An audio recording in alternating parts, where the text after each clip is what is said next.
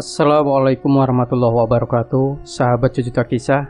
Senang sekali kami bisa kembali hadir bersama Anda. Tentunya seperti biasa kami akan menyuguhkan cerita-cerita misteri yang menarik untuk Anda simak.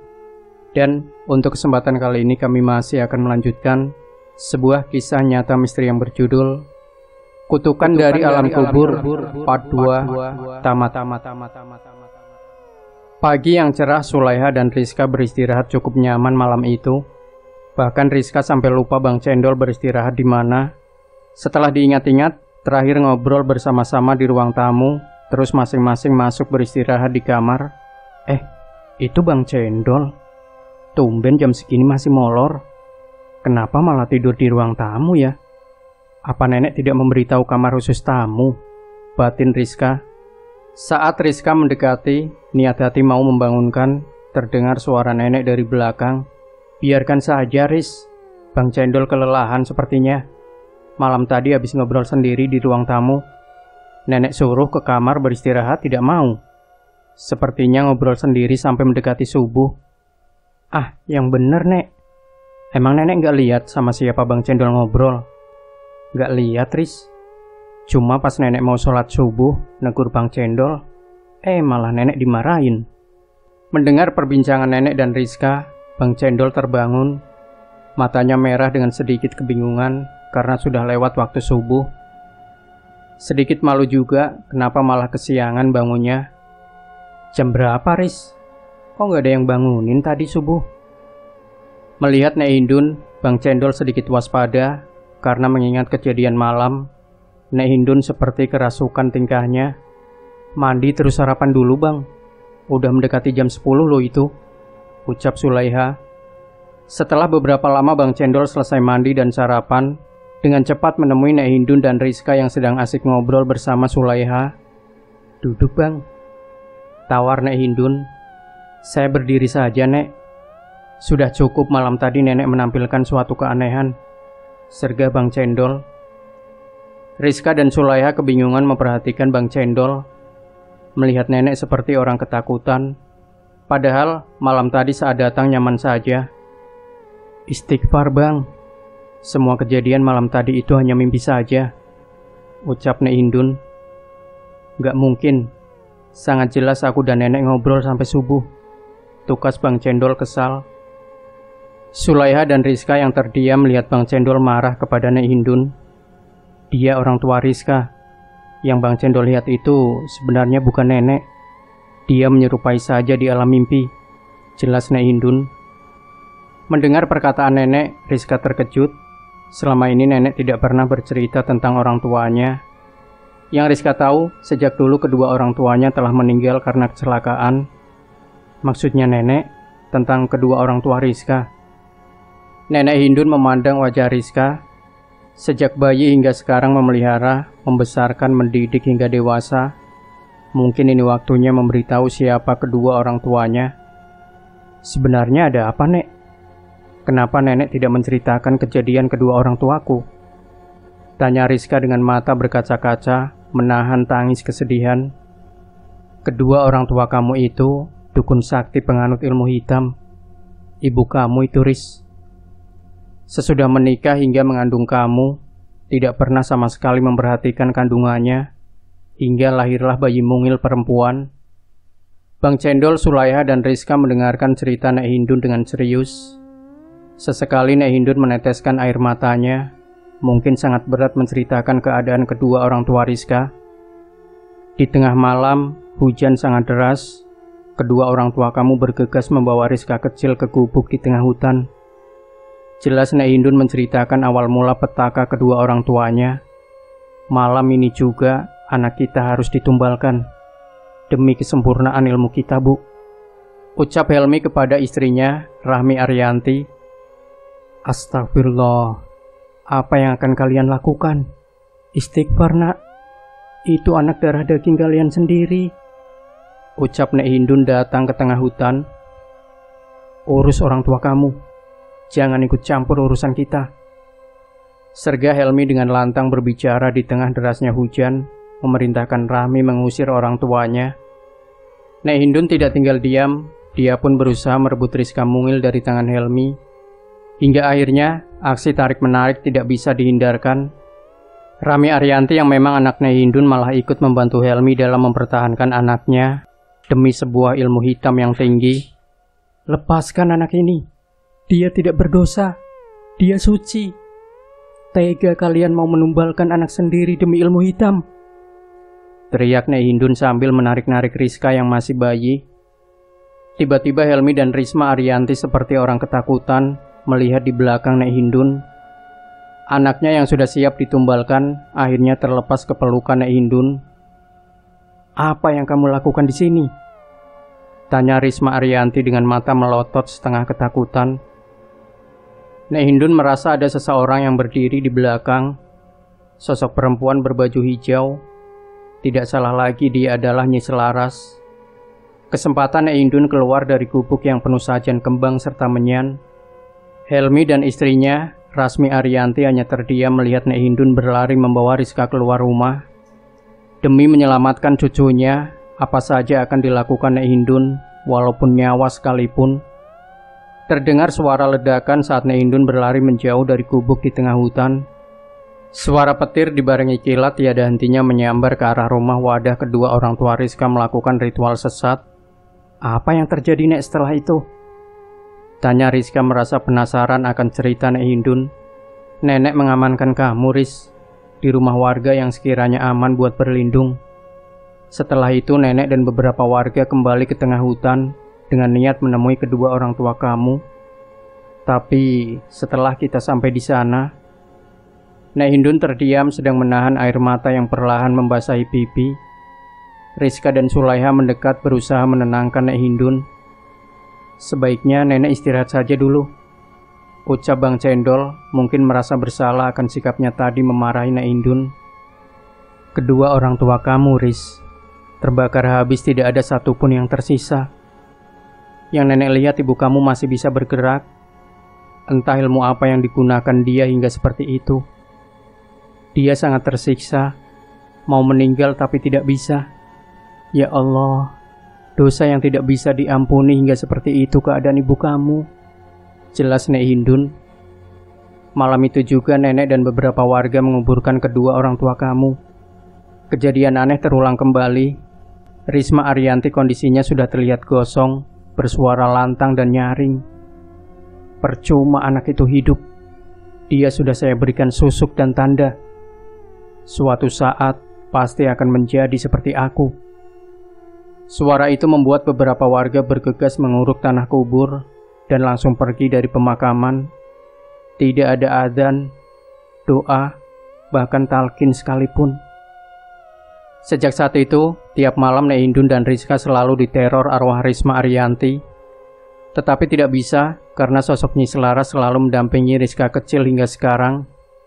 Maafkan saya, Nek, tadi sempat marah-marah, ucap Bang Cendol. Tidak apa-apa, pasti Bang Cendol mendapatkan pesan saat mengobrol bersama Rasmi Arianti tadi malam. Ada sih, Nek, tapi nanti saja dibicarakan. Lebih baik malam ini saya lepas semua susuk yang ada di badan Rizka dan nenek. Nek Hindun merasa malu karena sampai saat ini tidak bisa melepaskan susuk di badannya sendiri. Pasti pekerjaan Risma Arianti kan, Nek? Selama dia hidup memasang susuk di badan Rizka dan nenek secara diam-diam. Tapi Bang, apakah sanggup melepaskan susuk ini? Secara banyak yang tidak bisa, ucap Rizka khawatir karena nyawa taruhannya. Insya Allah bisa kok. Bang Cendol pasti bisa mencari cara bersama leluhurnya untuk melepaskan susuk itu. Sulaiha menepuk pundak Bang Cendol karena tidak mau mengecewakan nenek dan Rizka. Insya Allah selepas sholat asar bersiap-siap saja. Aku perlu bantuan Neng Arab karena posisi susuk itu di bagian-bagian yang tidak seharusnya dipegang laki-laki, ucap Bang Cendol kepada Neng Arab. Tapi Bang, Neng Arab mencoba menolak tapi malah Bang Cendol cuek. Ya sudah, Nenek dan Rizka istirahat saja dulu. Sebentar lagi waktu sholat duhur. Aku mau mempersiapkan fisik buat nanti sore. Selesai sholat duhur, Bang Cendol memanggil orang tua berbolang berharap beliau datang memberi sedikit masukan dalam membersihkan susuk di badan Rizka dan Hindun. Setelah menunggu beberapa lama akhirnya, "Assalamualaikum." "Langsung aja nak ngambilnya. Ingatlah bacaannya." Beliau membisikkan sesuatu ke Bang Cendol. "Iya, doakan saya," jawab Bang Cendol. Beberapa detik kemudian, orang tua berbolang menghilang dari pandangan. Waktu begitu cepat, Sulaiha merasakan hawa yang tidak nyaman, begitupun Rizka. Udara yang dingin tiba-tiba panas. Cuaca tadinya cerah mendadak mendung. Risma Ariyanti sepertinya tidak mau melepaskan Rizka dan Nek Hindun begitu saja. "Pikirkan kembali Bang matang-matang. Yakin mau melepas tanda dan susuk itu dari badan Rizka?" tanya Sulaiha di depan kamar yang merasa khawatir akan keselamatan Bang Cendol. "Kita lihat saja, Neng.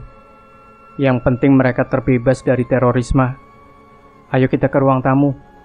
Sepertinya Rizka bersama nenek sudah menunggu kita." Rizka dan Nek Hindun sudah siap di ruang tamu, duduk bersama-sama menunggu Sulaiha dan Bang Cendol.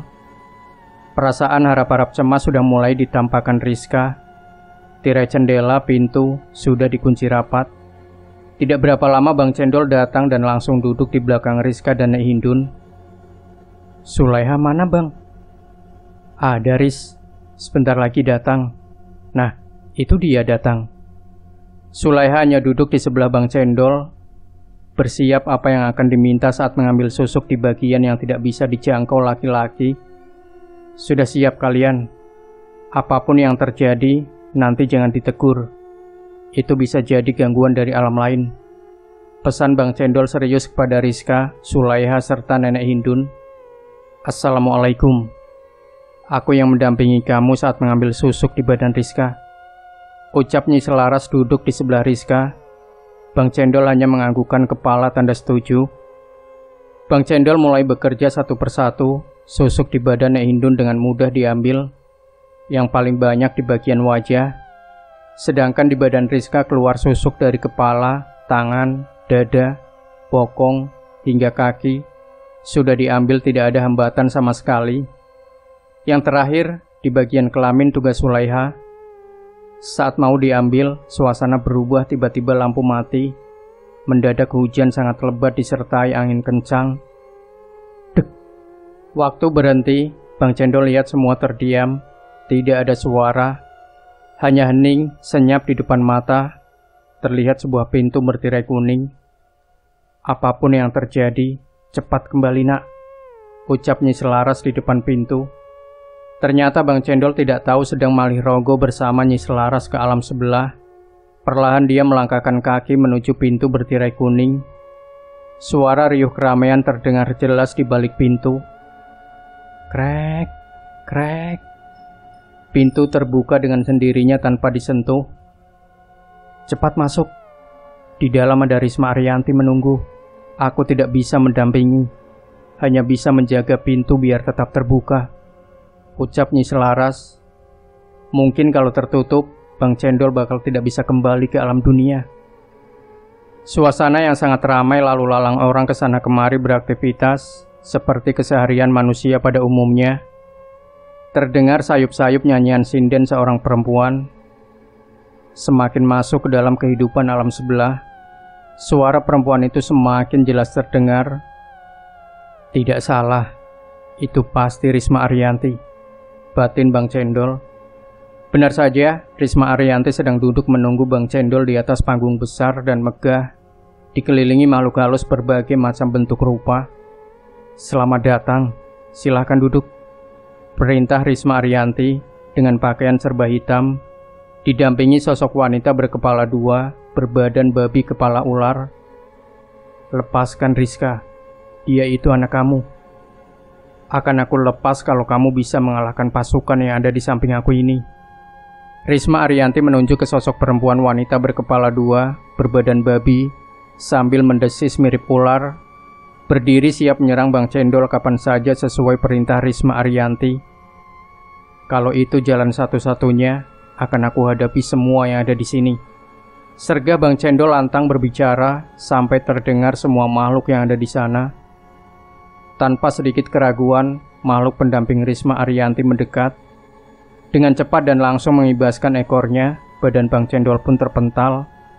Ditambah 3 harimau hitam suruhan Risma siap menyerang Bang Cendol yang terbaring. Hanya segitu kemampuan kalian, serga Bang Cendol kepada Risma Ariyanti. 3 harimau hitam itu pun menyerang Bang Cendol tanpa ampun. Bahu, tangan serta leher jadi incaran mereka. Ditambah perempuan berkepala 2 ikut serta menggigiti kaki Bang Cendol. Kondisi yang tidak mungkin bisa menang melawan mereka. Hingga akhirnya cahaya putih datang mengusir makhluk halus pendamping Risma Ariyanti. Maju kalian semua, serga Bang Cendol menantang pasukan Risma Ariyanti sambil mengacungkan pedang ke seluruhan makhluk yang ada di sana. Karena semuanya tidak ada yang berani mendekat, termasuk Risma Ariyanti. Mau tidak mau Bang Cendol yang sudah terbawa emosi menyerang mereka satu persatu bersama pasukan Taldea Jalil. Hampir setengah pasukan Risma Ariyanti habis dibunuh Bang Cendol menggunakan pedang. Hingga akhirnya Risma terpojok, tidak bisa bergerak kemana-mana. Baiklah, akan aku lepaskan Rizka dan Nek Hindun. Silahkan kamu mengambil susuk itu. Aku tidak percaya omongan kamu. Saat pedang siap menebas leher Risma, hentikan nak, jangan diteruskan. Biarkan Risma Ariyanti seperti itu. Semua akibat perbuatan dia bersekutu bersama iblis. Kelak di akhirat akan mendapatkan siksa yang setimpal. Ucap orang tua berbolang membujuk Bang Cendol mengurungkan niatnya untuk membunuh Risma di alam sebelah. Waktunya kembali Rizka. Sulaiha dan nenek khawatir melihat kamu tidak sadarkan diri, pinta Nyi Selaras. Bang Cendol yang tergolong memiliki emosi sangat tinggi. Saat situasi seperti ini sangat sulit membujuknya. Apalagi perbuatan Risma sangat kelewatan batas kepada anaknya. Kembali nak, kasihan Sulaiha sangat cemas. Kasihan Sulaiha sangat cemas aku lihat. Suara yang sangat tidak asing bagi Bang Cendol. Tidak salah lagi. Saat menoleh ke belakang, seorang laki-laki tua tersenyum dengan wajah bersinar.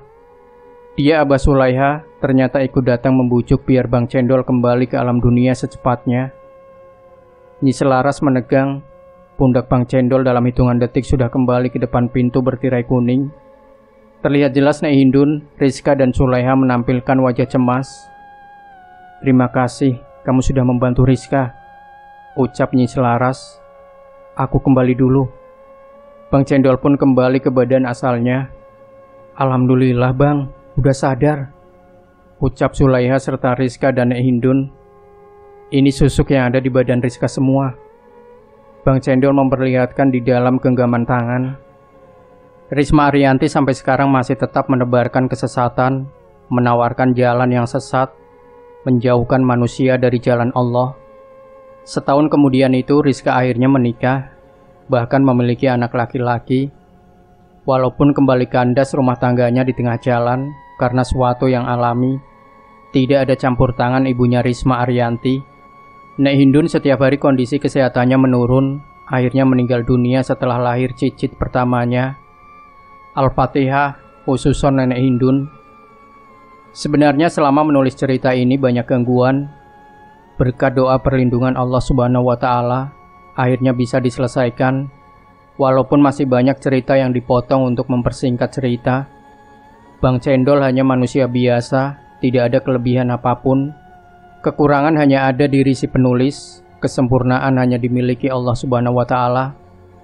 Demikian sahabat Sejuta Kisah, jangan lupa tinggalkan komentar Anda, like, share video ini, subscribe channel Sejuta Kisah, dan kembali nantikan cerita-cerita misteri terbaru dari kami. Wassalamualaikum warahmatullahi wabarakatuh.